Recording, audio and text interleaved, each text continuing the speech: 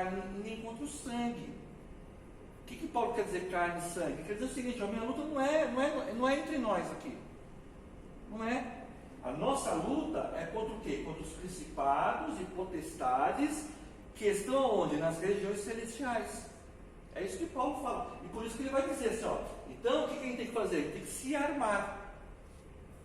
E aí ele vai lá descrever uma série de elementos, né, da armadura.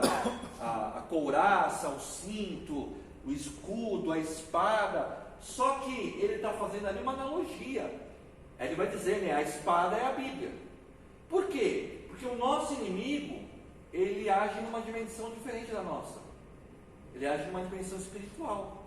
Então a nossa luta, nós temos que agir nessa mesma área, vamos assim dizer, tá? Mas como? Se nós somos seres de carne e osso, aí Deus nos deixou as armas, tá? E é por isso que a luta aqui, a vida aqui, ela é uma batalha.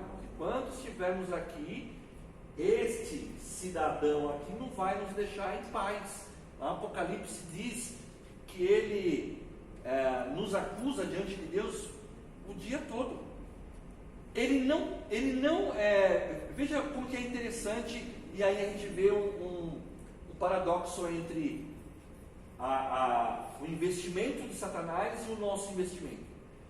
Satanás, a Bíblia diz que ele fica 24 horas tentando achar uma brecha em nós, nos acusando diante de Deus. Foi isso que ele fez com Jó.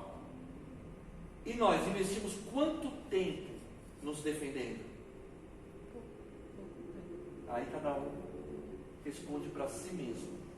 Quanto tempo você faz de investimento na oração, na leitura da palavra, se armando com as armas que Paulo fala? Porque ele diz que as armas estão lá, mas se eu não pegar, se eu não fazer uso delas, não adianta. Tem gente que pega a Bíblia, abre, não tem nada contra, né? Pega lá, compra um suportezinho, vou abrir a Bíblia no Salmo 23, como se isso fosse resolver a questão. Não, vou deixar aqui, não vai entrar mal olhado, não vai entrar nada. Irmão, Satanás usou a própria palavra, distorcida, né? Usou a própria palavra para tentar Jesus. Vai achando que a Bíblia não, ali é a minha proteção da minha casa, é a Bíblia. Não ora não, não jejua não consagra a sua vida e da sua família a Deus não frequenta a igreja não toma ceia não, para ver se vai adiantar resolver isso daí. Irmãos, como a irmã Fernanda falou, ele é um anjo. Né? Ele não perdeu as características de um anjo. Nós vamos aprender isso lá na frente. Os anjos são poderosíssimos. Eles não são onipotentes como Deus, mas eles são poderosíssimos. Um anjo só destruiu 185 mil soldados da Síria, de uma vez só. Um anjo só. Mas a Bíblia se refere ao anjo do Senhor. Não, o anjo do Senhor é uma teofania, mas a Bíblia fala de outros anjos. O Gabriel é anjo, o Miguel é anjo. Sim, mas se referindo ao inimigo, o espírito que já foi lançado na terra, ele continua com os mesmos poderes? Claro. A Bíblia diz lá em Apocalipse que Satanás ele opera prodígios. Prodígios, irmãos. Por isso que eu digo, irmãos, vamos pegar uma heresia para a gente não precisar ficar falando de igreja nenhuma. No Espiritismo não tem lá a tal da cura lá que eles falam, opera a pessoa lá, enfia a mão na pessoa. Dr. Fritz. E outros enganadores, o que teve aí agora há pouco tempo lá em Goiânia, que foi preso lá, o tal de João de Deus, que falava que curava as pessoas espiritualmente. Alguém tinha lá, um tumor, aí ia lá e fazia cirurgia espiritual. E tem gente que leva o exame e fala que foi curado.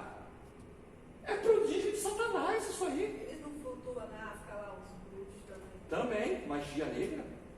Eu já falei para vocês que eu fui na Umbanda já, né? Eu vi cada coisa, irmãos. Vocês nem imaginam. Eu vi, não é que eu li. Eu vi Pai de Santo rastejar assim no chão que nem cobra. deslizando, não é que ele ficava forçando, deslizando, assim, ó, que nem cobra. Eu vi o camarada pegar cigarro, o lado que acende, né? O lado que acende aqui, virar o lado aceso e colocar na boca. Eu vi o rosto da pessoa assim, ó, descer aqui, ó, o rosto dela se transfigurar igual uma caveira. Eu vi. Não é que eu li, eu vi. Então, irmãos, ele não é brincadeira não. Tá? Embora muitos cristãos não dão atenção, né, para essas coisas, ficam preocupados com outras coisinhas, ele está aí agindo aí, ó. E está agindo em muitas igrejas, né? Essa conversa de que Satanás não entra na igreja também não é verdade, irmãos. Ele já está dentro de muitos. E prega em muitas igrejas, inclusive. Tá? Então, no Novo Testamento, a menção que nós temos dele é essa, ó. Ele está ao redor. Fazendo o quê? Esperando uma brecha. Esperando o quê? Uma falha minha. Esperando assim, opa, errou. Agora é a hora. Agora eu entro na brecha que ele deixou. Entendeu? Então, irmãos, tem que tomar muito cuidado com isso daí. Tudo isso está no pecado, né? A natureza do pecado. Página 8 da apostila. A palavra pecado surgiu da palavra grega amartia, que significa o quê? Errar o alvo ou fracassar. A melhor ideia do pecado é o seguinte, ó, você tem um alvo ali, você está errando o alvo. Tá? Você está pecando, você está errando o alvo. Pecar é um desvio do fim estabelecido por Deus. Então Deus colocou um objetivo. Se eu estou fora do objetivo, eu estou pecando. Tá? É um desvio. Iniquidade, outra palavra que é usada como pecado. Iniquidade é o quê? É transgredir, desobedecer, violar, passar do limite. O pecado rompe nossa relação com Deus, desviando-nos do caminho do Senhor, afastando-nos do alvo, que é tornarmos o quê? Parecidos com Cristo. Para pensar assim, irmãos. O pecado entrou no gênero humano e fez o quê? Aquela imagem que nós fomos criados, a imagem e semelhança de Deus, por causa do pecado, ela está o quê? Distorcida. É como se eu olhasse no espelho e visse a minha imagem embaçada, distorcida por causa do pecado. Ela não é mais uma imagem perfeita, a imagem que Deus criou. Tá? Então, a partir do momento que o homem tem agora essa imagem deformada, distorcida, Deus enviou o que para restaurar essa imagem? Um Salvador. Deus enviou um Salvador, que é para quê? Trazer de volta a criatura para o Criador. Tá? Qual que é a função do pecado? A função do pecado é impedir que a gente então se aproxime, que a gente volte a ser essa imagem e semelhança perfeita de Deus. Essa é a função do pecado. É isso que ele faz. Tá? A realidade do pecado, página 9. Pensamentos contrários ao pecado. Você tem o ateísmo, né? A palavra ateísmo, esse prefixo aqui, o a no grego, é um prefixo de negação. Teísmo é a palavra que vem de Deus, Theos. Então, se eu coloco um prefixo na frente, eu falo, não Deus, não creio em Deus. Por isso que o ateu não crê em Deus. Tá? Nós somos teístas, nós cremos em Deus. Tá? O ateísta não crê em Deus. Tá? Então, se ele não crê em Deus, e nós vimos que o pecado tem sempre relação com Deus, é claro que o ateu, ele não está nem um pouquinho preocupado com a questão do pecado. Tá? Se o que eu faço é pecado, se eu deixo de fazer é pecado, se o pecado vai atingir Deus, vai quebrar a minha comunhão com Deus. Não há nenhuma preocupação no ateísmo com relação ao pecado. Ele acredita em Deus. Tá? O gnosticismo. O gnosticismo, embora esse termo aqui, o termo original dele, ele não é muito usado hoje em dia, ele é muito presente em muitas igrejas. A heresia do gnosticismo. Essa heresia foi a maior inimiga da igreja no início da igreja cristã. Tá? O que o gnosticismo prega? Eles pregam a existência do bem e do mal. No homem, o espírito representa o bem e o corpo, o mal.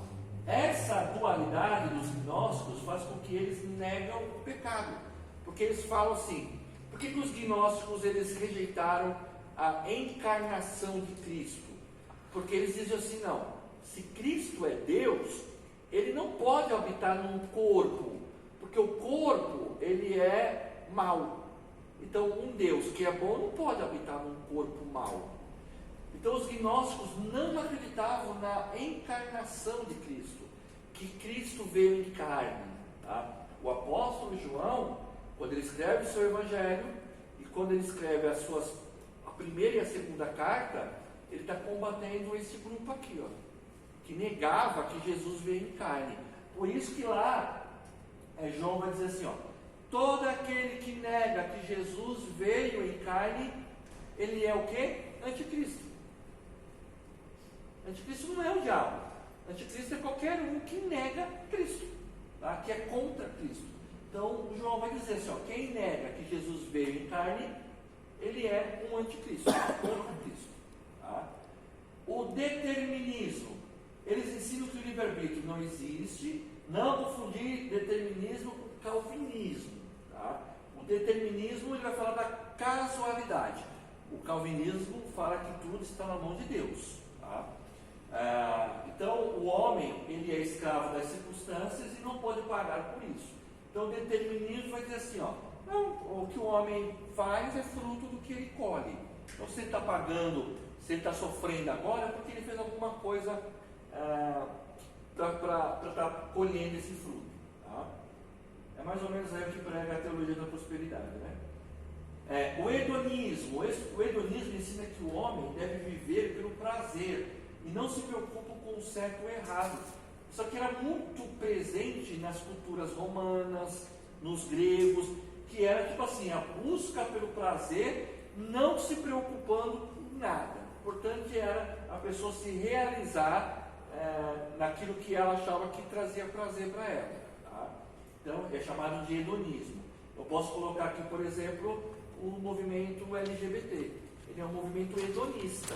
Ou seja, o importante é amar, está tudo certo, desde que eu me sinta bem, desde que eu seja realizado. Tá? Isso é um pensamento que nega o pecado, né? Porque se a pessoa faz aquelas coisas, ela não tem nenhuma preocupação com o pecado. A ciência cristã.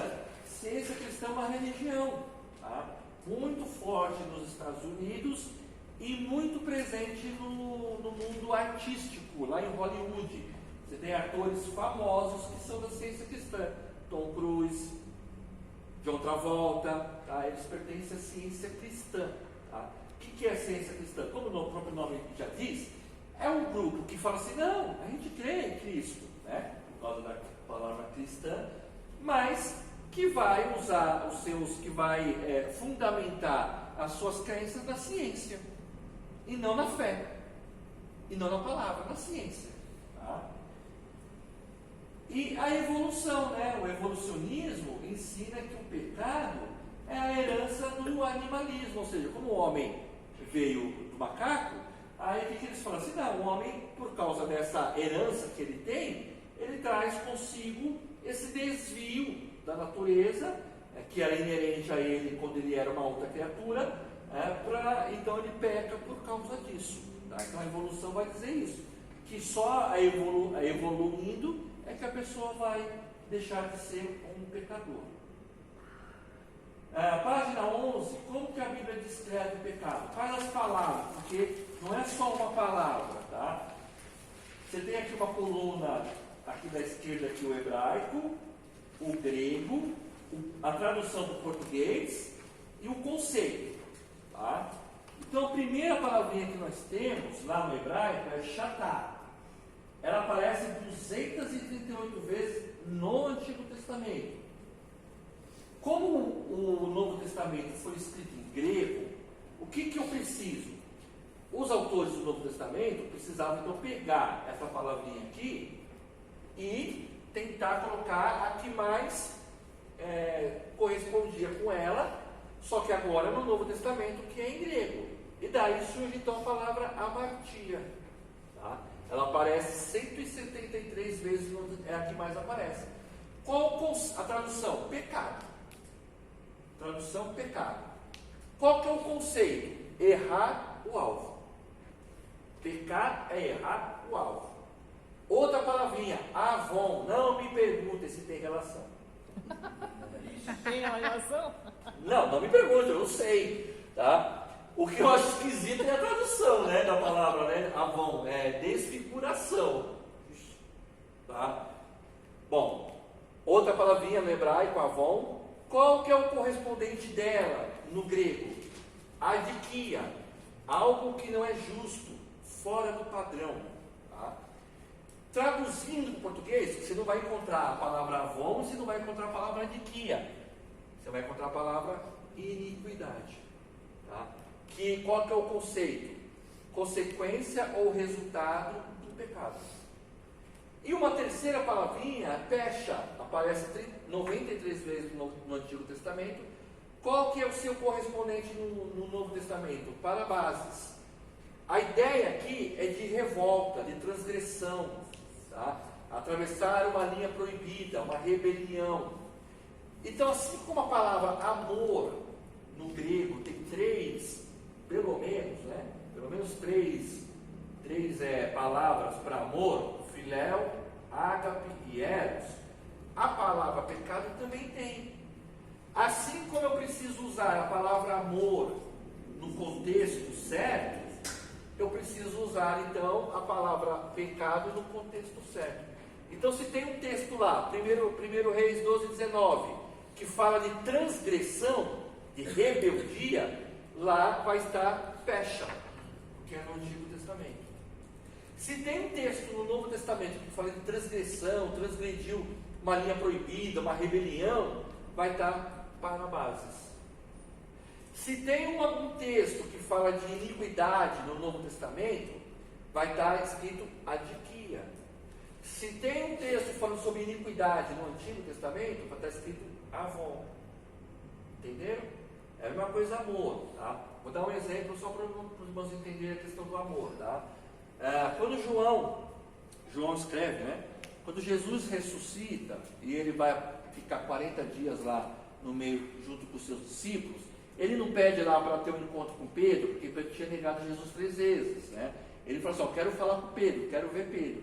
Quando eles têm um encontro com Pedro, ele vai perguntar para Pedro assim, Pedro, tu me amas? Não é isso? E Pedro responde, eu te amo. No original grego, a pergunta de Jesus, tu me amas, ele usou ágape. A resposta de Pedro está filéu. Jesus insiste, tu me amas? Perguntando, usando ágape. Pedro responde usando filéu. Uma terceira vez, tu me amas? Jesus usou o amor ágape. Pedro responde 3 vezes usando filéu.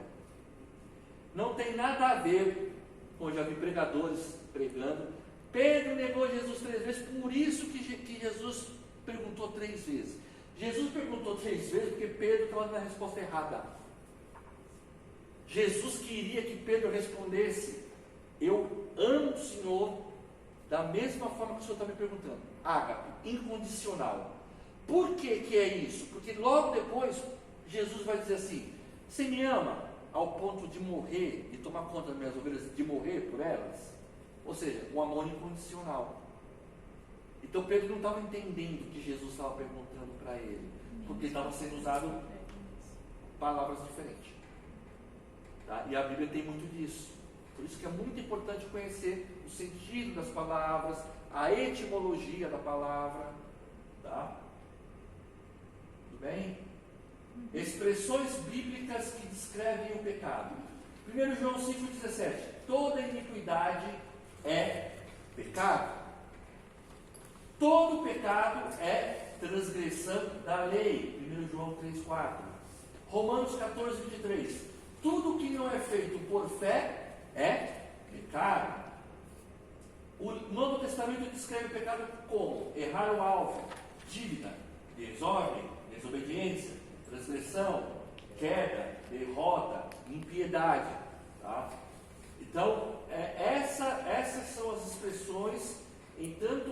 Testamento como o Novo Testamento descrevem o que é o pecado. Tudo bem? Isso era da primeira aula. Vamos parar para o café. Os irmãos que não fizeram a prova vão fazer agora?